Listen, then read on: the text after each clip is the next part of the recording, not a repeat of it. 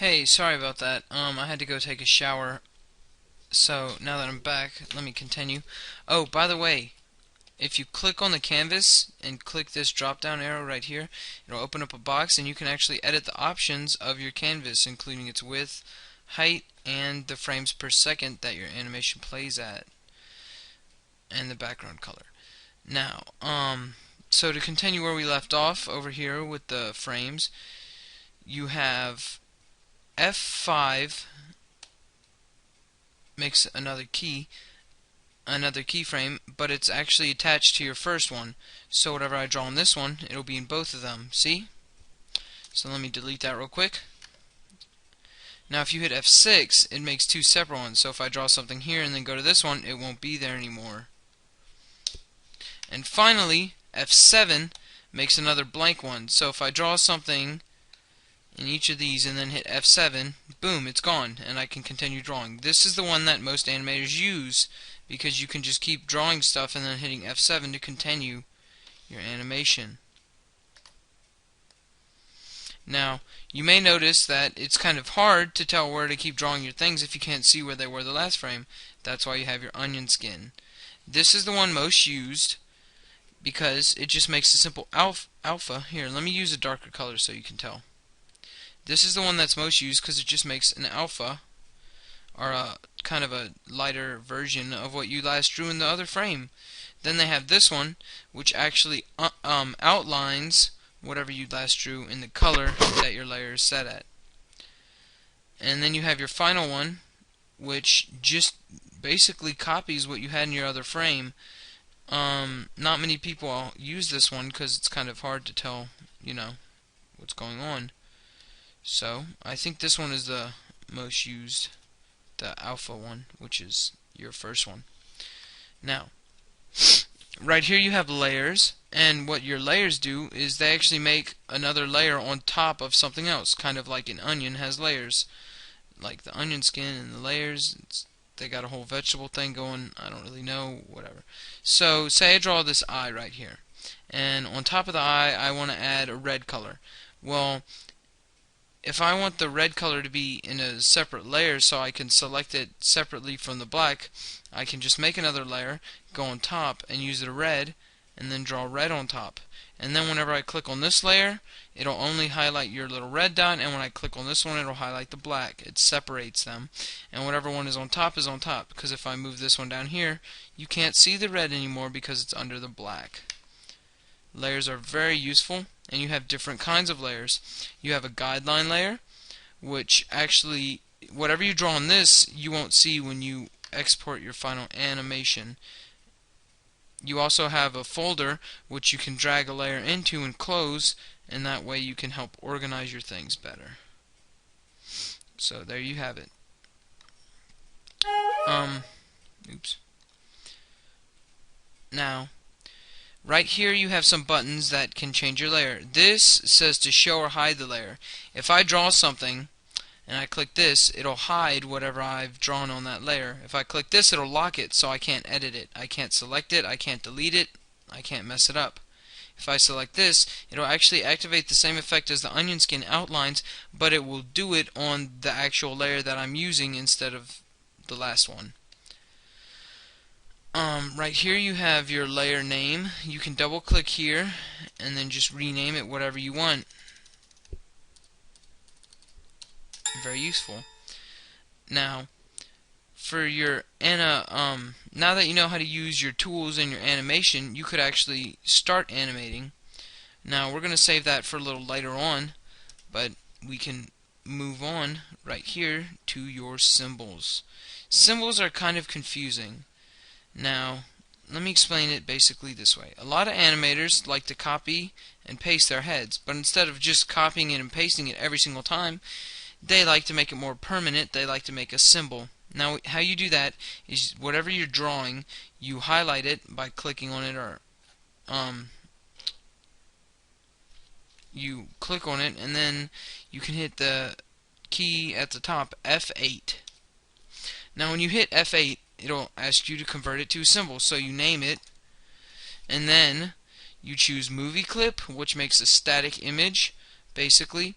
you choose button, which will give you the option to make a button that you can click and it'll do different actions. That's for ActionScript, which is a scripting program built in with Flash. I'm not really going to get into that because I'm not a scripter, I'm more of an animator. Graphic is almost the same as a movie clip, except, let me show you. So you have your movie clip, now you have right here, you want a graphic. Now, this is pretty neat.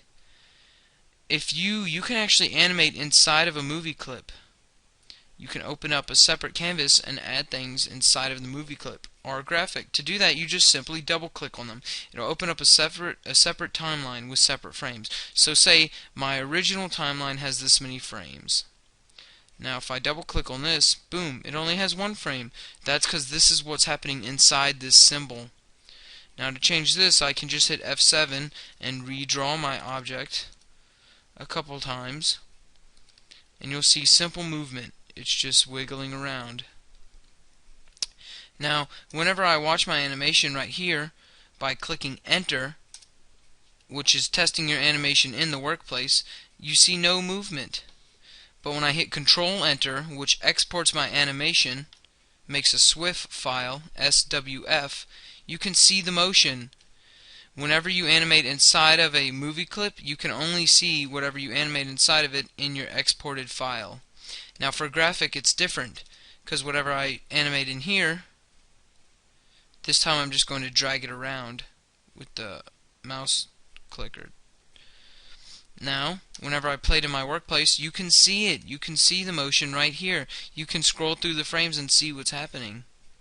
Those are the main differences between a graphic and a movie clip. And they both have the ability to be dragged from your library so that you can continue using them throughout your animation. Very useful. Right here we have the options to align on transform different objects. So say you have this and you want to make it smaller, you can just type in 50% and it'll shrink the width by 50%. I don't really use that. I would use the free transform tool, but that's just personal preference. You can use whatever you want. Now, I think I've explained all the tools. I've explained the timeline basically, and I've explained the color and the library. So now we're going to move on to your toolbar up here. This gives you the many different options, a lot of which actually are included in what I've explained are in hotkeys. And this is just the more technical way of doing it. You can start make a new file, you can open an old file, you can close a file, you can save a file, or you can, if you want to save the same file that maybe you've already saved, you can hit save as and then it'll ask you to rename it. You can import to your library or stage. This is actually how you get sounds or music in an animation. You simply download you simply download the song or sounds that you want in your animation, and then you import it to your canvas, and then you can place it where you want in your timeline. When you export, you can export them as a movie, and this is actually the same as hitting Control Enter, which just makes an SWF, which you can then upload to Fileyes or one of the other many file hosting sites and show your friends. Now for your publish settings, this basically just lets you change the settings that you'll see in your final SWF file. And right here, this is one of the main things that you do is audio stream and audio event. What you simply do is go to publish settings, click on the flash tab, and go to here, set. Now you're not going to want to mess around with much of this except these bottom two. You're going to bring them down, you're going to bring it up to 160, and best, if you add song or sounds to your animation, that'll simply make the audio quality a lot better than your original one. So if you ever want to add music or sounds, just make sure that you go to publish settings and make sure that the sound quality is at its best. Publish preview is just another way to publish your animation. It'll just open it up as a SWF. Publish, same thing. And yeah. Now edit, this just lets you do edit, undo, edit, redo, cut, copy, paste, um, timeline options right here, preferences, and customize tool panel. I mean, you don't really use a lot of this unless you maybe want to edit something, I'm not sure, in your preferences. Otherwise, I would just use hotkeys like right clicking to copy and paste anything, or if you want to edit your timeline, you can just right click and edit it however you want. A lot of these buttons that edit it, you can actually just do the same thing with your hotkeys F5, F6, and F7. Okay, so next you have view. This lets you work on magnification, how your workplace is viewed. It lets you turn on rulers and grids. If you turn on a grid, it'll just have a lot of boxes. This is maybe if you want to be more precise and make sure everything is the same. You can just turn that off right there. And next you have insert. You can insert a new symbol if you want, or you can just hit F8 like I've explained, and you can insert timeline effects. That includes tweens.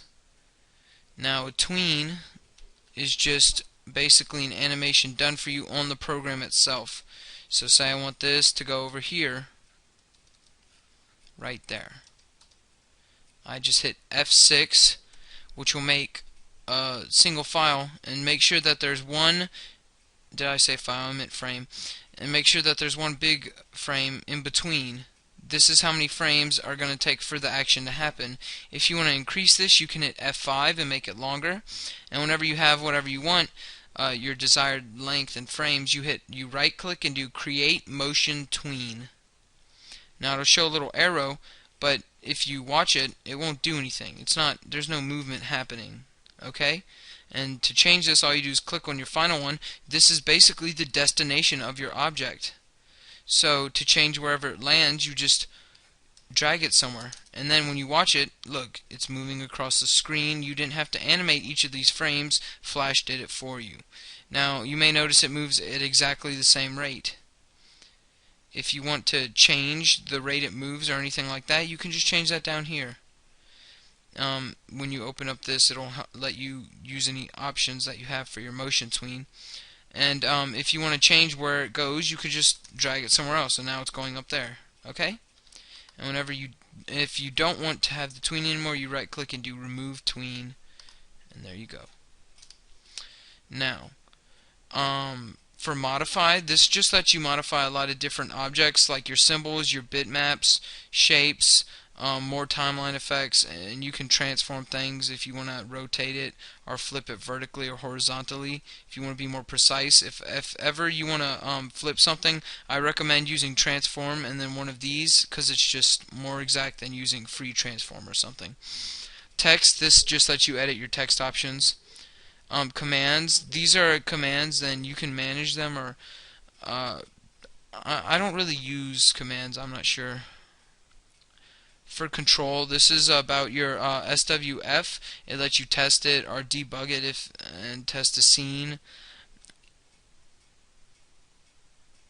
Yeah, and there are just other commands that you probably won't ever use. For window, this just lets you change all the different windows that you see in Flash. Like if you want to get rid of this one or this one or this one or something like that, then you could go here and edit that. On help, it just is a tutorial that's built into Flash. It's really complicated though, because it's just a huge walls of text that explain things. So if you just want to learn how to animate easily, you could just check out my tutorials and they'll probably explain it basically, and I'll have a video to show you what's going on. So I think these are really the basics that you need to know in Flash, and if you're more interested in animating or art or whatever, I'll get into that more in my later tutorials. And yeah, these are just the basics of Flash, and I hope you learned a lot.